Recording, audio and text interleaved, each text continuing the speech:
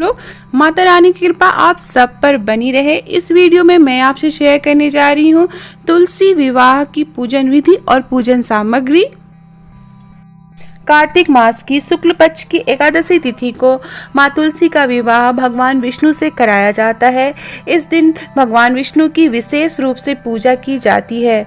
ऐसा माना जाता है कि कार्तिक शुक्ल एकादशी को ही भगवान विष्णु के साथ सभी देवी देवता भी योग निद्रा से बाहर आए थे।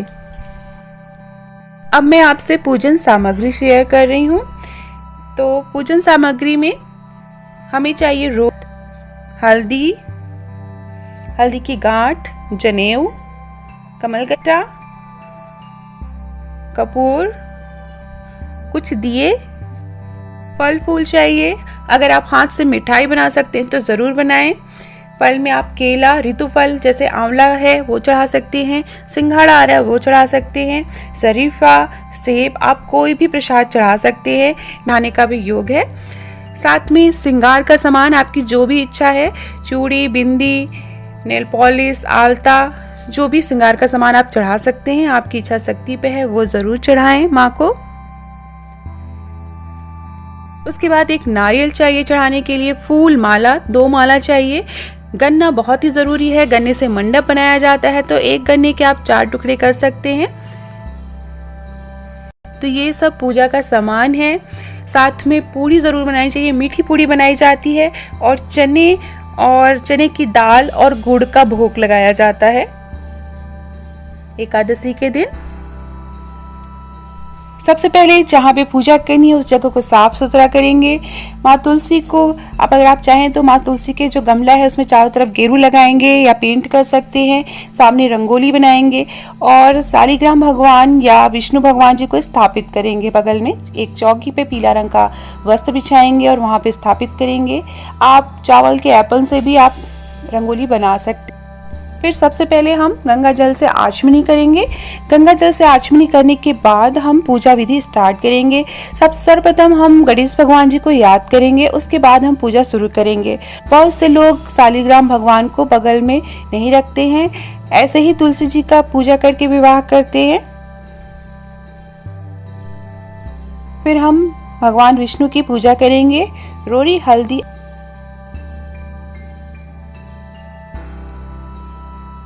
इस तरह से। तो भगवान विष्णु की पूजा करने के बाद ही तुलसी माँ की पूजा करनी है।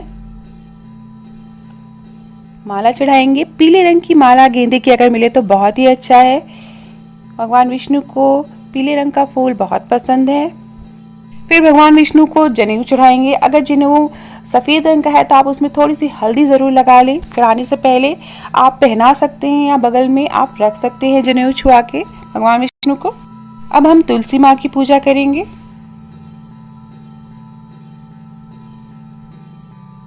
कुमकुम लगाएंगे, माँ को सिंदूर भी चढ़ाएंगे। इस तरह से जो डाले हैं माँ तुलसी की उसमें हम सिंदूर लगाएंगे। 7 बार सिंदूर लगा सकते हैं आप।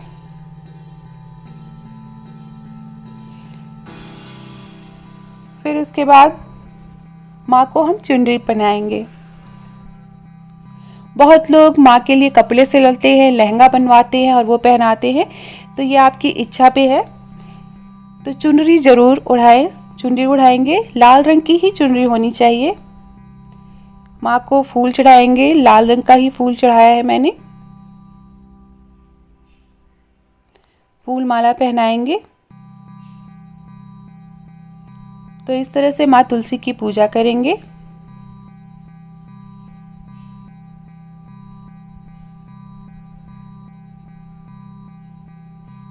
और सच्चे मन से पूजा करनी है।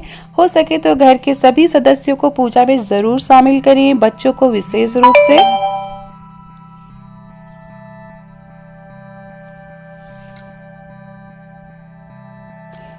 तुलसी का पत्ता चढ़ाएं। तुलसी का पत्ता भगवान विष्णु को चढ़ाएंगे। फिर इस तरह से हम गन्ने का मंडप बनाते हैं।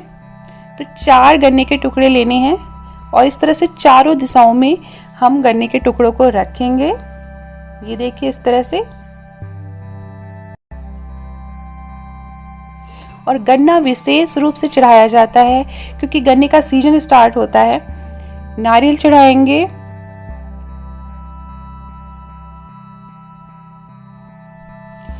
माँ तुलसी को श्रृंगार का सामान चढ़ाएंगे। जैसा कि मैंने कहा, आपकी इच्छा पे है, आप जो चढ़ा सकते हैं वो जरूर चढ़ाएं। पूजा का शुभ मुहूर्त मैं डिस्क्रिप्शन बॉक्स में डाल दूंगी, आप वहां से देख सकते हैं कि पूजा कब करनी है एकादशी के दिन। कुछ लोग द्वादशी के दिन भी पूजा करते हैं, तो कुछ लोग एकादशी के दिन करते हैं, कुछ लोग द्वादशी के दिन करते हैं। तो मैं दोनों पूजा का मुहूर्त डिस्क्रिप्शन बॉक्स में डाल दूंगी, आप वहां से ले सकते हैं। एक एक करके माँ तुलसी को श्रृंगार का सामान चढ़ाएंगे।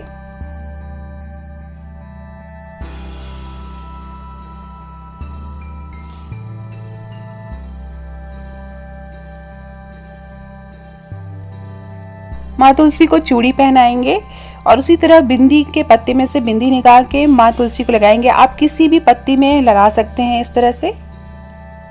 बाद में सुहाग लेना है, तो सुहाग कैसे लेना है वो मैं बताऊंगी। फिर हम माँ तुलसी को सिंदूर चढ़ाएंगे। इस तरह से हमें 5 बार सिंदूर लगाना है। माँ को सिंदूर चढ़ाएंगे। अब हमें फल फूल चढ़ाना है। हल्दी की गांठ भगवान विष्णु को चढ़ाएंगे। कमलगट्टा भगवान विष्णु को चढ़ाएंगे।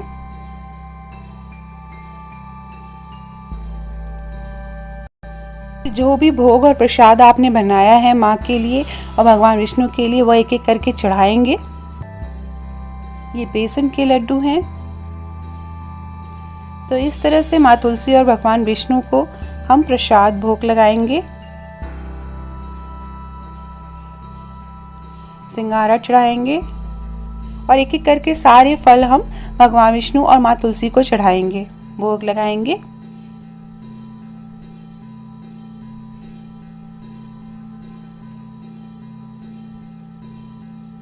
क्योंकि आंवले का सीजन है, जैसा कि मैंने बताया, तो आंवला जरूर चढ़ाना है। ये विशेष प्रसाद है। चने की दाल को भिगो के रखना है और गुड़ के साथ मिला के चढ़ाना रहता है।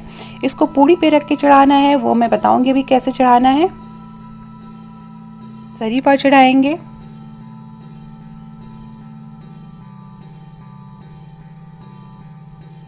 इस तरह से सारे प्रसाद फल फूल हमें चढ़ा देने हैं।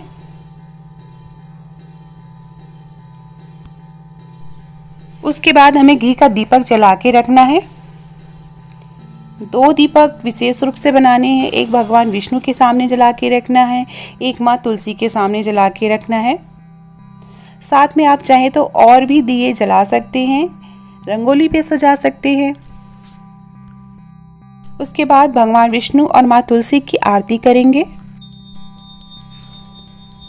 और आरती में घर के सभी लोगों को शामिल करें तो बहुत अच्छा है। उसके बाद आरती करने के बाद आरती रखेंगे और उसको आचमनी करेंगे। इस तरह से सभी प्रसाद और फल फूल जो चढ़ाए हैं उनका भोग लगाएंगे और फिर आरती घर के सभी सदस्यों को देंगे।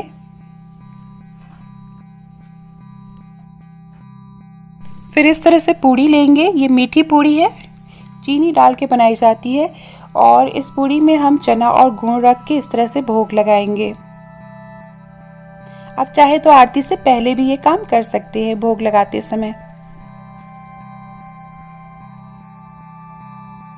इस तरह से माँ तुलसी का विवाह किया जाता है। बहुत जगह जो है गांठ भी जोड़ी जाती है, तो आप वो भी कर सकते हैं। बाद हम क्षमा प्रार्थना करेंगे कि भगवान विष्णु माँ तुलसी अगर हमसे कोई भूल हुई हो तो हमें माफ़ करें। और बहुत जगह बहुत धूमधाम से गांठ जोड़कर माँ तुलसी और भगवान विष्णु का विवाह किया जाता है। ऐसा माना जाता है कि तुलसी माँ का विवाह कराने से दाम्पत्य जीवन में जो समस्याएं होती हैं वो दूर हो जाती हैं। जिनकी शादी नहीं होती है, रुकावट आ रही होती है, वो दूर हो जाती है। तो सभी प्रकार से सुख समृद्धि और शांति घर में बनी रहती है। इसलिए हर घर में तुलसी विवाह करना बहुत ज़रूरी होता है। और इसी के साथ मैं ये वीडियो एंड करती हूँ। आशा करती हूँ आपको मेरा वीडियो पसंद आया होगा। अगर मेरा वीडियो पसंद आया हो तो मेरे चैनल को ज़रूर सब्सक्राइब करिएगा। बहुत बहुत धन्यवाद यह वीडियो देखने और सुनने के लिए।